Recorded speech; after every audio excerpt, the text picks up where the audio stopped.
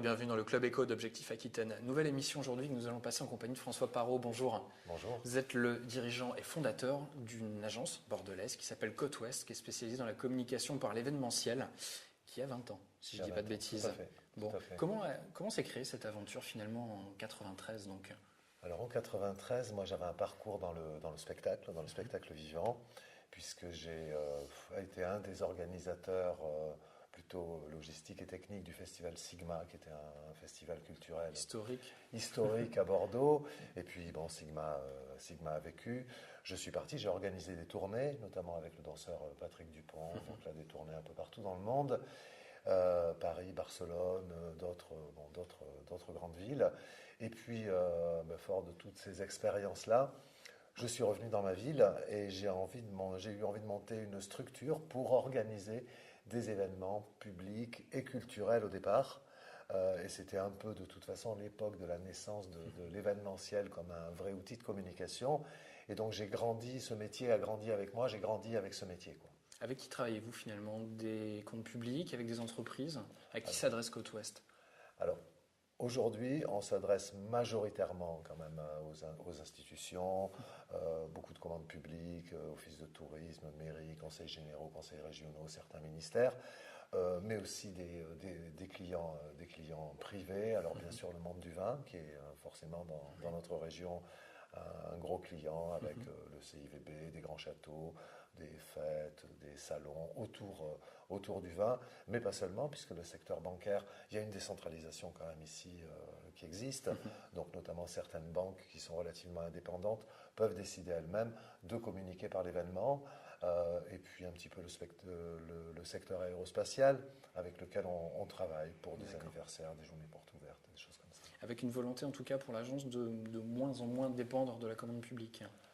L'idée, c'est un axe de développement important pour nous, c'est de faire comprendre aux entreprises que l'événementiel est un vrai moyen de communication, totalement complémentaire et même central. C'est pas de la publicité, c'est pas des réseaux sociaux, c'est une voie autre encore. C'est une voie autre qui existe depuis toujours, qui s'est beaucoup spécialisée aujourd'hui, dont on peut mesurer l'efficacité, l'écoute. L'événement, c'est un peu ce qu'on faisait autrefois, c'était la cerise sur le gâteau de la communication, quoi. Quand on avait trop de sous, on faisait un petit événement pour faire la fête.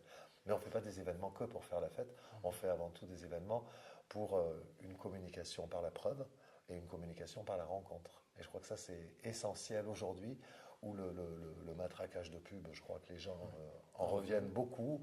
On essaye avec les réseaux sociaux, avec le digital, de cibler de plus en plus les clients, les consommateurs. Et aujourd'hui, il manque souvent la rencontre humaine, la communication par la preuve. Et c'est là qu'on se positionne, nous. Il y a une vie après le digital, finalement.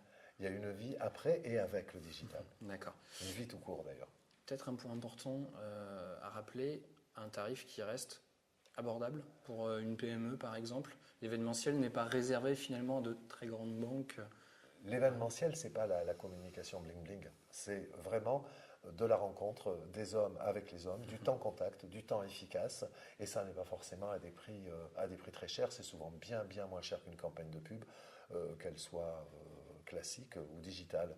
L'événement, c'est pas forcément un moyen aussi cher que ça, contrairement à ce qu'on peut penser.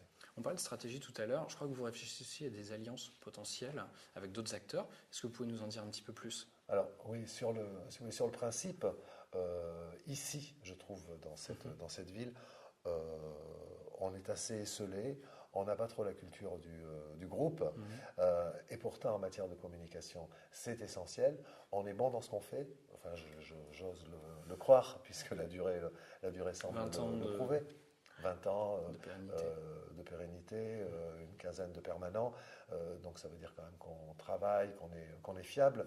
Maintenant, il y a des acteurs dans la communication, dans la stratégie, dans le digital qui sont très performants, et plutôt que de travailler chacun de notre côté, travailler ensemble nous rendra plus performants.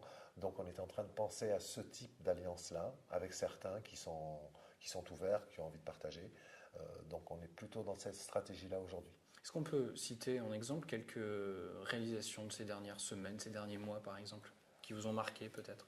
Alors dernièrement, on a fait notre 20e festival de jazz en liberté à Andernos, puisque la ville d'Andernos est notre plus vieux client. Ça fait 20 ans qu'on s'occupe de ce festival, donc là où c'est un festival de musique gratuit. On vient de faire aussi une convention d'électromécaniciens il y a 2 jours au Hangar 14. On sort de Bordeaux Fête le Fleuve, là, qui était juste avant les vacances, mais aussi d'une fête de la fleur assez digitale à Vinexpo, qui était une magnifique soirée. D'accord. Alors, vous parliez de Bordeaux Fête le Fleuve, on va parler de Bordeaux Fête le Vin, puisque la prochaine édition aura lieu en juin 2014 à Bordeaux. Ouais.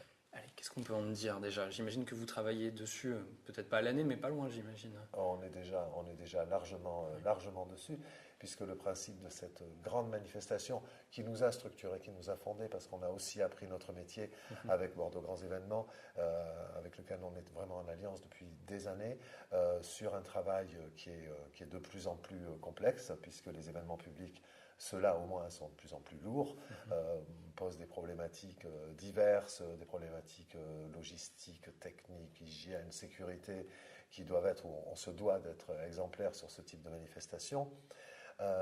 Mais chaque année, enfin tous les 2 ans, il y a un invité d'honneur. Et ça, pour nous, c'est un plaisir incroyable. On a travaillé avec Hong Kong il y a 2 ans. Là, on reçoit Los Angeles, qui nous prépare un programme à l'américaine.